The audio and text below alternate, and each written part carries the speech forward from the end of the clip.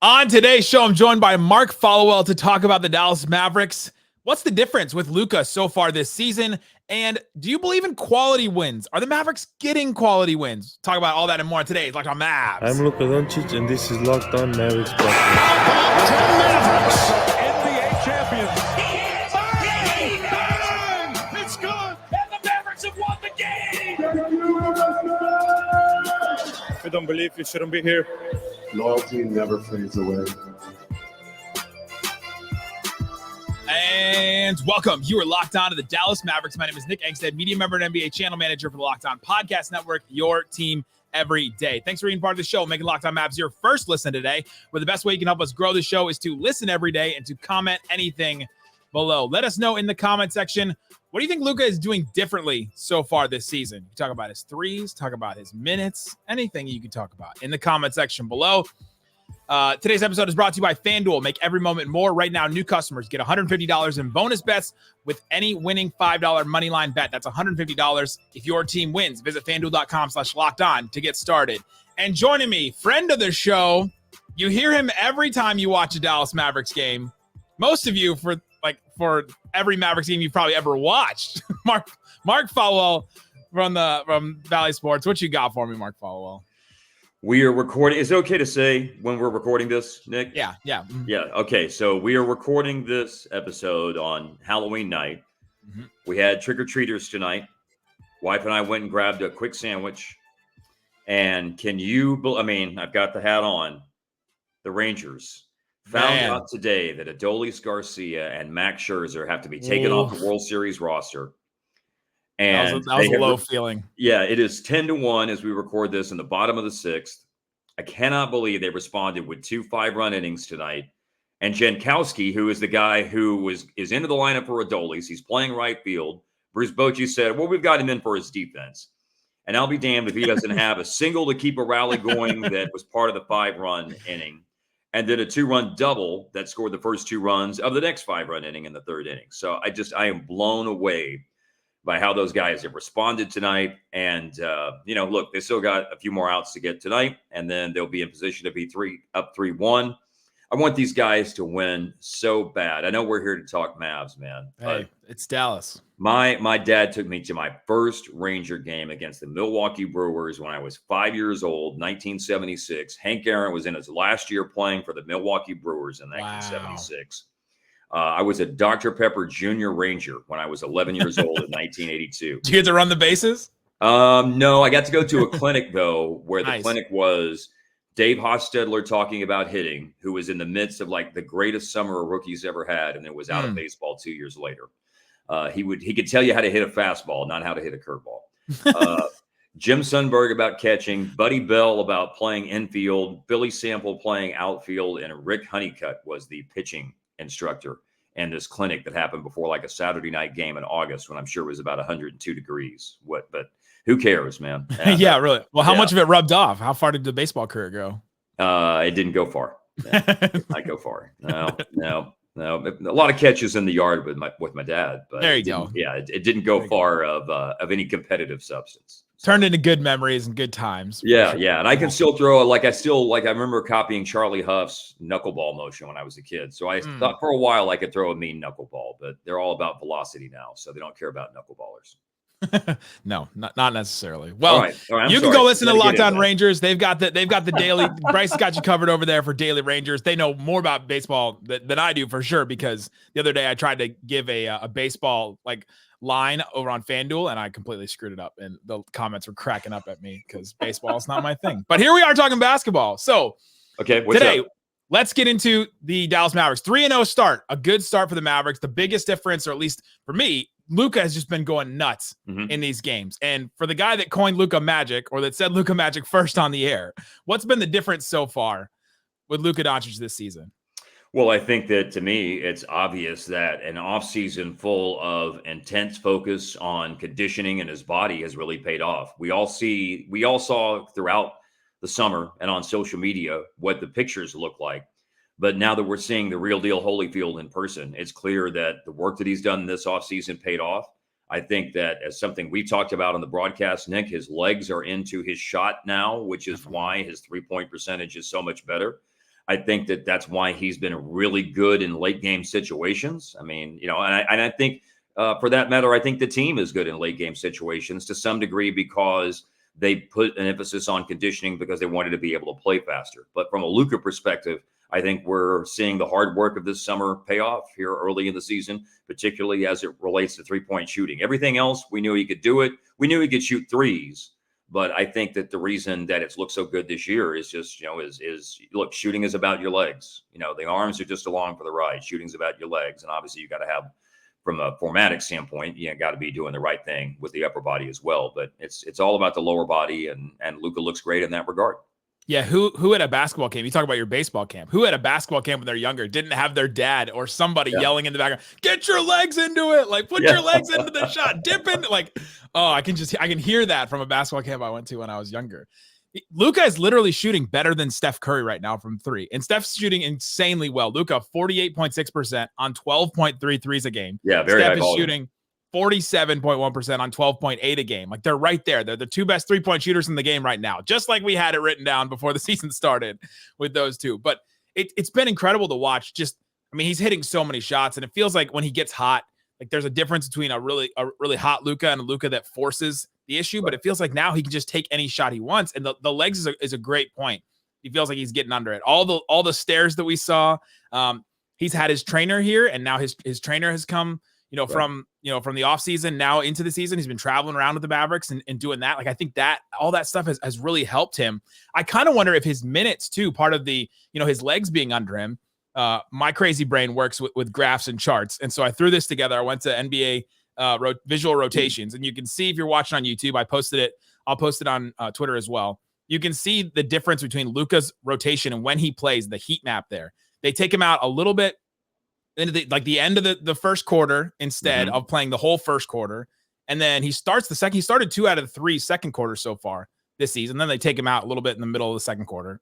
Right. He plays like most of the third quarter, then gets taken out a little bit at the end. And then has subbed out 2 minutes in the fourth quarter. So like he's getting a couple different rest spots in the game. Whereas the last 2 years, he's just been getting rest spots at the beginning of the second and the beginning of the fourth. And so I think that difference has helped him be better a little bit longer to have like less full stretches of game. Do you agree with that, like minutes rotation and how that's changed for him? I think that's a really interesting point, I must say. And I think that some of this was forced upon them because he couldn't practice essentially for 2 weeks leading up to the beginning of the regular season because of the calf injury that was sustained in Madrid. So he couldn't practice. So this was initially done to mitigate the fact that his conditioning wasn't in position to probably play 12 minutes in the first quarter and 12 whole minutes in the third quarter. Even though I know we're talking about improved conditioning, but even with 2 weeks off, your game shape is going to, there's going to be a little bit of a dip that you're going to suffer there. Maybe not a big picture thing, but at least, the NBA game shape kind of thing. So I think I think you make a great point, and I think you certainly didn't want to see him get hurt during training camp because we know how important the preseason was for him and Luka, or for him and Kyrie, that is, to have their time together. But maybe because that forced a little bit of a change in the rotation, then perhaps they've stumbled onto something that can be something that they look to continue forward here for a big chunk here at the beginning of the season. We'll see. I hope they keep up with it. I hope they keep giving him these little incremental rests here and there instead of playing the whole first quarter, the whole third quarter, and then he's just trying to play catch up. It felt like in the fourth quarter, whereas he played the whole fourth quarter against the Grizzlies because he had rested a couple times, and you feel okay, like he's out there, he's got his legs under him. It felt like he was still in a good spot. Now it's still didn't have Kyrie. Yeah, obviously that was obviously necessity. That was an adjustment to lacking Kyrie, and maybe there would have been a rest that would have occurred in the fourth quarter had Memphis not gone on a run. But the weird thing that happened too in the Memphis game, Nick, is Memphis challenged a call in the first minute of the fourth quarter. And so there was one timeout. Then the Mavericks responded with 2 or 3 straight possessions of scoring. I don't remember exactly, but within another minute or so, Taylor Jenkins called a timeout to try to stop what was going on with Dallas. Then Memphis started going on a run, that is, and the Mavs called one timeout, and then the run still continued, and they called another timeout. 2 minutes later, Yeah, so within 7 minutes, actually probably less than that, within 6 or so minutes of game time, there were 4 timeouts called. So maybe that was part of the reason why number one, Memphis was putting the pressure on. Number two, there were so many timeouts that it kind of made sense where you would be able to keep Luka in the game and he wouldn't need the rest because of how much timeouts were piling up on top of each other, essentially. And that's one of those things that if you just read a box score, like you don't know like all those little stoppages in there, like you see it as a name like timeout. But if you're sitting there and you're like you courtside at the scores table, just like waiting through all those timeouts and waiting for them to start play again, like that's the kind of stuff that you see coming up. And coaches all the time talk about the fact that, for example, when you're on national TV games and the fact that timeouts are longer. Right. And they talk about, okay, well, we can do different things with our rotation because guys are getting longer rest to the timeout period. So, there are so many factors that go into all of this. Luka's been different this season. His three-point shot, I think his legs are on him, like Followill said. The minutes have been a little different. We'll continue to monitor that. Coming up, let's talk about how the Mavericks' wins have been maybe a little different this year. Do you believe in quality wins? Are the Mavericks getting those? How have they been good late in the clutch? We'll talk about that coming up. But before we do, let me tell you about FanDuel. FanDuel Sportsbook has you covered with all kinds of props and odds and lines and all that. I went to FanDuel today, and I just started looking up some stuff, and all of a sudden, Luka Doncic has pulled even with Jokic in MVP odds. So you can go check out the MVP odds right now. I don't know if you want to put the money on him right this minute, but it's notable that he's right there at the top with Jokic, plus 400 to win the MVP. Tatum under him at plus 700. Giannis and Embiid plus 900 under both of them. So go check it out. Go check out what FanDuel has to offer. And right now, new customers get $150 in bonus bets with any winning $5 money line bet. That's $150. If you've been thinking about joining FanDuel, there's no better time to get in on the action. You've got all the sports going. Rangers with the MLB, like we talked about earlier. Cowboys with the NFL. Mavericks right now. Stars as well. All kinds of different stuff. Check out FanDuel.com/lockedon to kick off the NFL, NBA, NHL, MLB season coming to an end. All that. FanDuel.com/lockedon.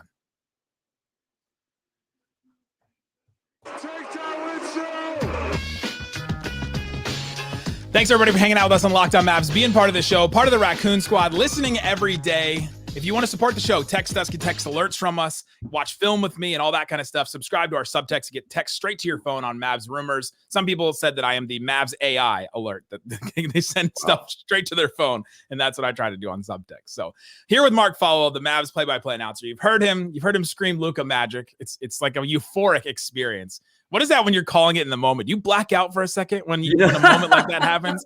There have been times where, yes, you just have this like out of body experience. There have also been times, and I'm serious about this, where sometimes like you kind of like I get up out of my seat and it's like I literally have like a rush of blood to my head when something's going on, because I almost, you know what 2 moments got me to stand up the other night? Obviously Luka's 3-pointer against Brooklyn, in the last minute. Of course, the Luka Don flick. Yes. And then the other moment that got me up out of my seat, and for a moment, like I almost got like lightheaded from a rush of blood to my head, was when the whole driving kick to Powell for the corner three, as it's all unfolding. And of course, I'm sitting dead red on the fact that he didn't hit a 3-pointer all of last season. He was 0 for 5 on threes last year. And it's in the air and it looks good and it is good. And I'm just up out of my seat. And yes, I do have moments where it's just like a rush of blood to your head. You get lightheaded. You wonder, it's like, am I saying what I need to be saying right now? It's wild, man. The 2 euphoric moments of the season: Luka's game winner that was crazy, the craziest shot we've ever seen, and then Dwight Powell hitting a corner three. Those are the two best moments of the season so far. Let's talk about the Mavericks wins. They're 3-0, so it's hard to complain about 3-0, right? But somehow I talk about the Mavericks every day. I found a way to do it. I'm wondering, what do you think about the term quality wins? If you see some of these teams, Memphis without Ja, Brooklyn Nets without Claxton and Cam Johnson. You have that Spurs team with Wemby's first game, and they were, the first pick in the draft for a reason last year. What do you think about the term quality wins and the Mavericks 3 wins, considering all that? I think that my feeling on it's probably a pretty long, complicated answer and discussion point. I think we could probably spend a lot of time talking about it. My general feeling from a long time being involved with it, Nick, is that, it's hard to get wins, period. As we know as fans, and it's this way whenever you're involved with the team, the wins are never as rewarding as the losses are demoralizing. And so you go through this kind of existence of, well, we won the game, but there's somebody waiting in the next city to kick our ass, so we got to be ready for that. And then if you've lost the game, it's like, well, crap, we can't lose. We can't let a losing streak start going on, but we've got to face this team that's waiting. They're mad because they've lost a game. So they're sitting there waiting to kick our ass. So you're just constantly in this cycle of knowing that every night's going to be a battle. And I don't care if, look, Brooklyn had 2 starters down. I think you could make an argument as much as I love Nick Claxton, that the small ball way that they played was a real changeup curveball. If we're going to use a baseball analogy from our baseball discussion we've had tonight. I think that, that made Brooklyn better in some ways, that Cam Thomas was out there and they weren't really playing any bigs other than the few minutes that Day'Ron Sharpe played in the game. So look, it's hard to boil it all down into a yes or no. Of course, during the season, there are measuring stick games and measuring stick wins. But if you are, and I'm going to give my credit to my good buddy and ticket post-game show co-host, Justin Montemayor, who has said over the years, especially a couple of years ago when we were kind of getting in this mode during the season, every time the Mavericks would have a really good win against a good team at home, it's like, oh, well, is this on the medal stand for one of the best wins of the season? And finally, Justin said, look, if your aspirations are to be a really good team and to be competing at the highest level, then you're not sitting there ranking your regular season wins and which one is better than the other one. Of course, you have a feel whenever the games happen that this was a really good win. But I think that, I hope that, I don't know if that answers your question about how I feel about quality wins. Is there something to it? Sure, of course there is. But I think it's hard as hell to win a lot of games in the NBA. And so I don't get too wrapped up in that. All wins have some degree of quality, maybe some more than others, but all of them have quality to them. Yeah, you look at the wins the Mavericks have had so far. And they started the year last year 1-2, and one of their losses was to a Pelicans team that, if I remember right, didn't have Zion, didn't have Ingram, didn't have Zion, didn't have Herb Jones. Like, we're missing a bunch of players. And the Mavericks lost a bunch of games like that last year to begin the season where a guy was out or whatever. So just taking care of business, I feel like, is a big difference. And so I don't know. Hey, Nick, that's the key to any team. That is the key to having a good record in the NBA, to being a 50-plus win team, is exactly what you just said. Take care of business. Beat the teams that it looks like on paper. The games aren't played on paper, but obviously we know who, the talent gap and the teams, especially once we have a sample size to really look at it.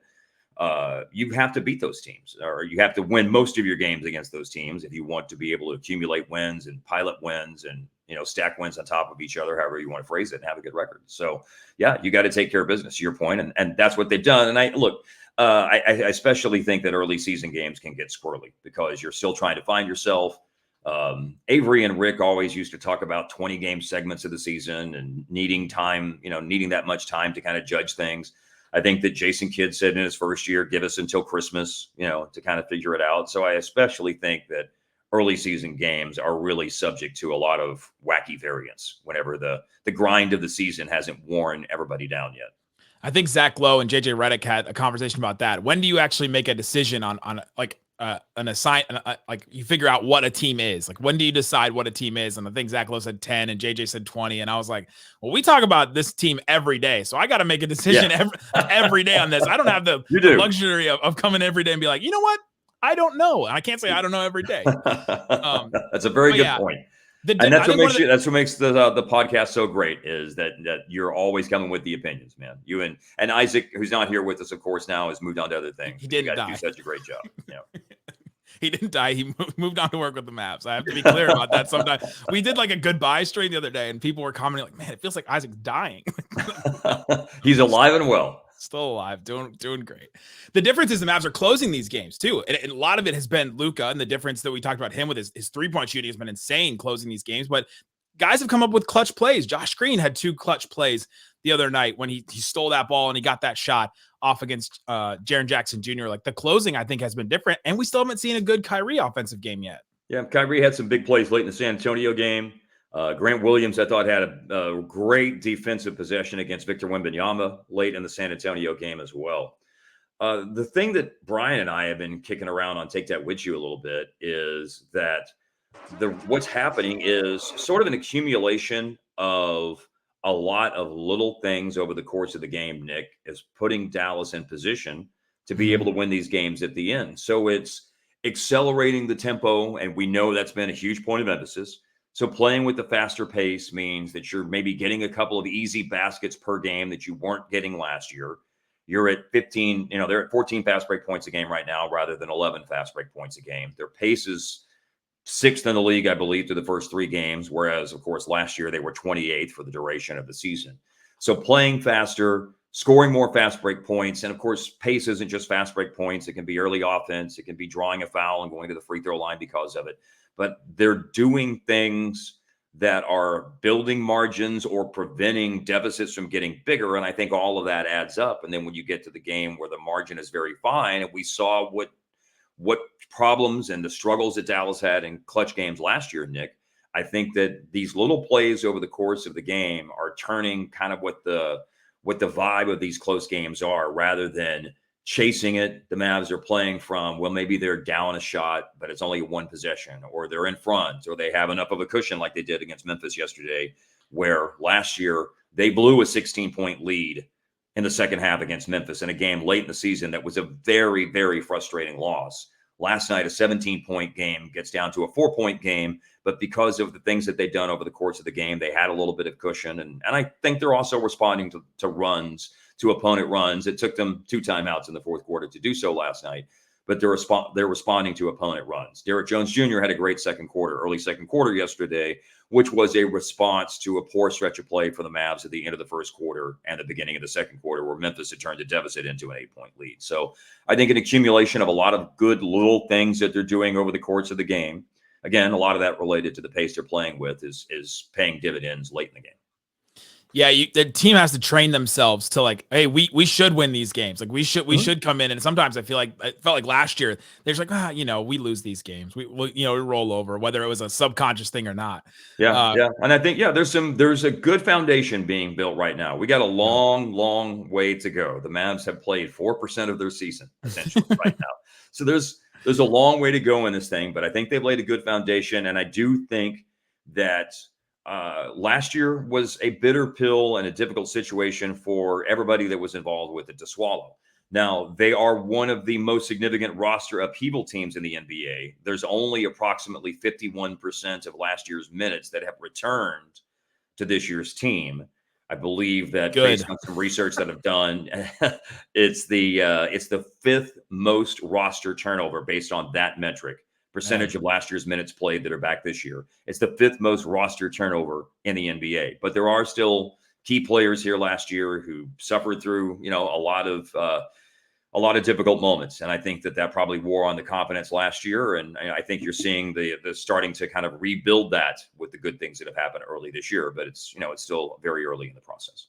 Absolutely. We've been through 4% of Dereck Lively's season so far. So coming up, I want to talk about the first impressions of him. What do we think he can be going forward? And then you're really into the in-season tournament, and I want to talk about that and what that could be coming up. Shut it down! Let's go home! All right, Mark Followill, let's talk about Dereck Lively. Like you said, we're only 4% of the way through a season, so we know exactly what he's going to be, right? We've got the whole picture in front of us at this point, or at least it seems like it. What have been your first impressions of what Dereck Lively has shown for the Mavs? Well, he's way ahead of schedule in my book. I was hoping that he could be a backup player, a rotation player this year. And I mean, he didn't start game 1, but he played starter minutes, obviously, with 31 minutes. He started the last 2 games. He's obviously showing that he's a lob threat in the pick and roll. He has other things in his offensive arsenal. He's not getting a chance to show them a lot, but we saw in the preseason game against Detroit, and we've seen it in some of these other games, that they've given him a little bit of license for a couple of post-up opportunities for hook shots. He's got that little Rashawn Holmes kind of push shot from just below the free throw line. We saw him make that in the Detroit preseason game as well. So I love how he's growing and getting a chance to do just a little bit more than just be a lob guy on offense. He's a good communicator on defense. He's giving them a presence from a rebounding standpoint, especially offensive rebounding. That was another area last year where the Mavs, the numbers would say they were terrible when it came to offensive rebounding, rebounding in general last year. And he's part of why they're better at that so far this year. So I love what I've seen. And I say that with full heart, whatever the saying, full hearts, open mind. I don't know. Clear eyes, full heart, can't lose. I mean, Clear eyes, full heart. Thank you. I say that with thank you for helping me out. I say that because I say that understanding that there's going to be nights like last night. Yeah. He's young. He's a rookie. He's 19 years old. He fouled a lot in college. There are going to be nights when he's going to get in foul trouble. I think maybe the biggest lesson he's got to learn, of course, you have to learn to defend without fouling. That's all part of growing up in the NBA. But last night, Nick, he picked up his third foul in the second quarter. Jason Kidd had Maxi Kleber at the scorer's table ready to come in. Before he could get Kleber into the game, Lively picked up his fourth foul. Now, of course, these things are very easy for me to sit here as the guy doing the broadcast. But and it's hard, I know, when you're out there in the heat of battle. But when you have three fouls and you know that they're trying to get you out of the game, you got to be careful. And if you have to challenge a shot less than you would like in the name of not picking up your fourth foul, and it means that an easy basket gets scored in the middle of the second quarter, I don't think that's the end of the world. So I think those are, if I were to say anything about what you need to learn on what in terms of defending without fouling, would be those kind of specific situations. Don't make a bad situation worse. Understand that, hey, we can recover from this basket in the second quarter. It's a lot harder to recover from me picking up my fourth foul.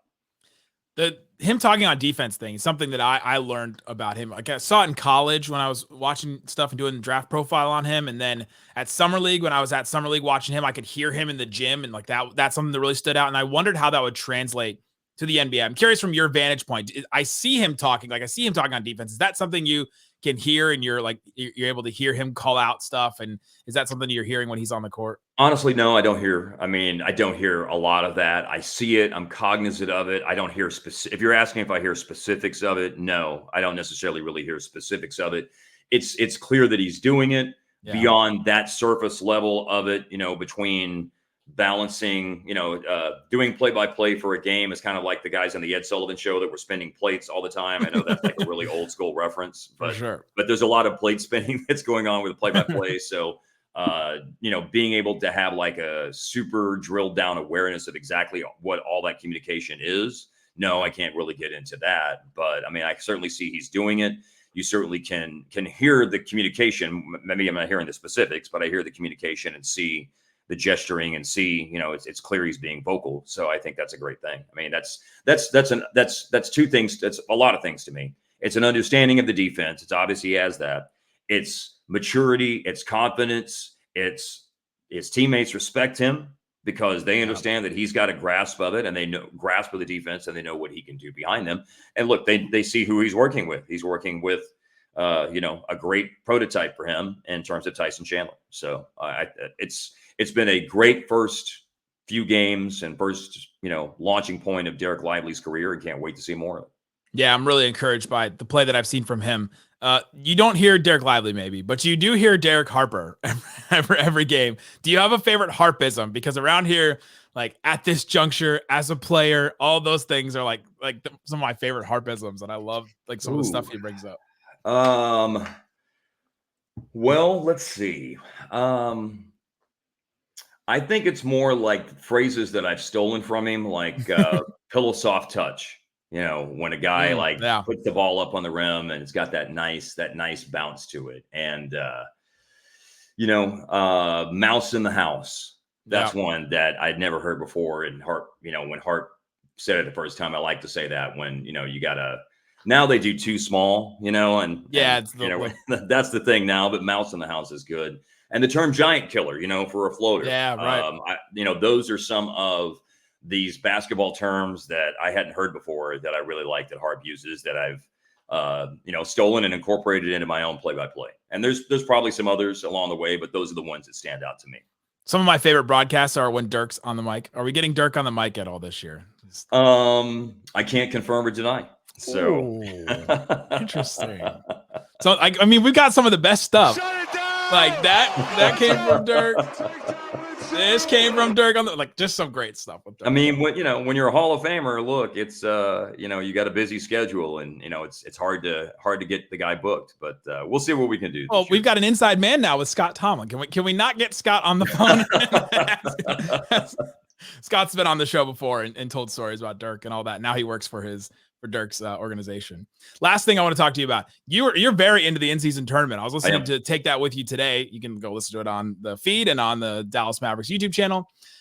Why are you so high on the in-season tournament? Like you said you wanted to ask Luka about the tournaments that he's played, and everybody has made the case, well, why are players going to care about this? Why are fans going to care? For me, first of all, the fans are going to care because it's their team playing. They're going to care no matter what. Like the people that listen to this show, they're not trying to market to them. They're trying to market to like a casual fan that checks in every once in a while. Right. How are they going to make those people care about a tournament like this, I guess? Well, look, I mean, as you know, the courts are different. There is an effort made by the NBA to make sure that everybody understands that these games are different and unique. And so that's all part of it. That's all part of the strategy. I think teams are going to wear, the home teams anyway, are going to wear their city uniforms in these games too. So that's going to be something that's special about it.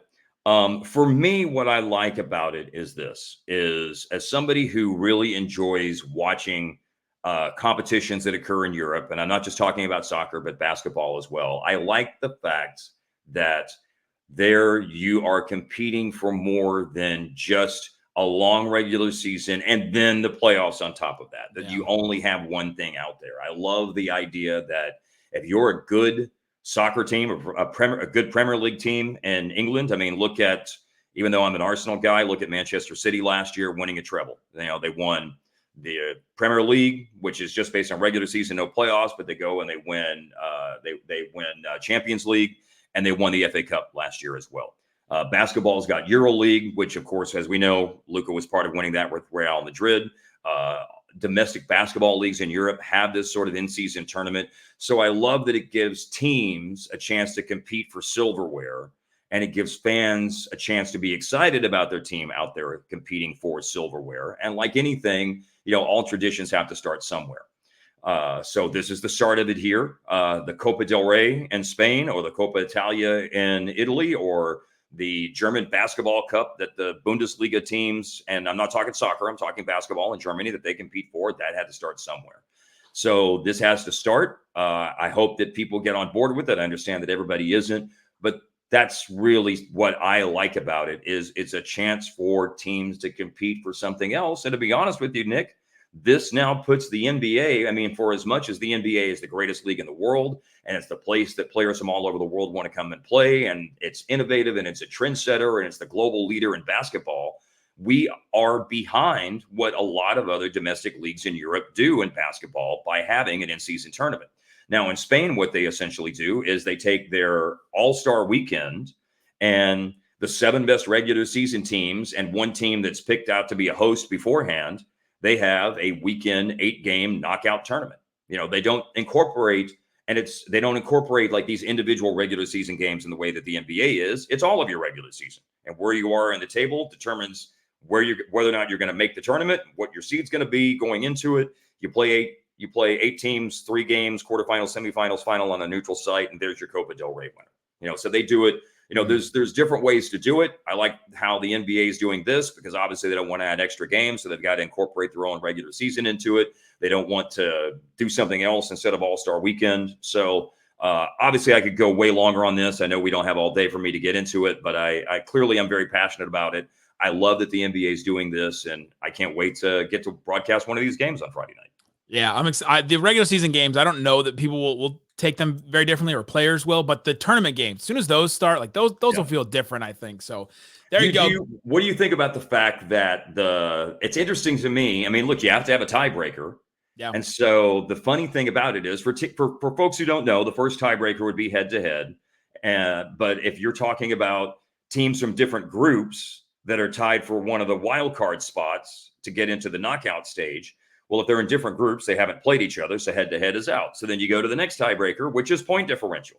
So this is going to make garbage time of these games, if there is, in fact, garbage time in them, and surely there will be some that will occur, it's going to make it intriguing. Because as I said today on our own podcast, if you have a 25-point lead and you bring your end of the bench guys in and they mess around and it turns into a 15-point game, which on most nights, nobody would give a crap about that. But this actually kind of changes the calculus on a potential tiebreaker point differential for your in-season tournament standings. So we'll see how that all plays out, but that's a really unique thing. I don't know if you've thought about that much clearly as I have, but definitely not as much as you have. But yeah. the first game comes up on Friday when the Mavs play the Nuggets, and so that's the first tournament game we'll see. And I'm curious to see how the players take it. And then it goes the opposite way too. If a team is getting beat by a lot, you don't want to just pull your guys, because then all of a sudden, if you're the lead for the other team goes from 15 to 30, then all of a sudden your point differential changes a different way. But like we mentioned, Take That With You is the podcast with Mark Followill. Go check him out. And then watch a Mavericks game. Like, go watch a Mavericks game with Mark Followill on there. And if you listened because Nick promoted that I was on, make sure you come back and listen a whole lot more often to Locked On Mavericks, because it is, and I say this as a podcaster, what you're doing and what you and Ike have done for so many years is tremendous, and it's really as good of the content that's out there, especially when you guys do it on a daily basis for MFFL. So keep up the great work, Nick. Love what you do, man. Thank you so much. Thanks to Mark Followill. Guys, thanks so much for listening to Locked On Mavs. Peace out. Boom.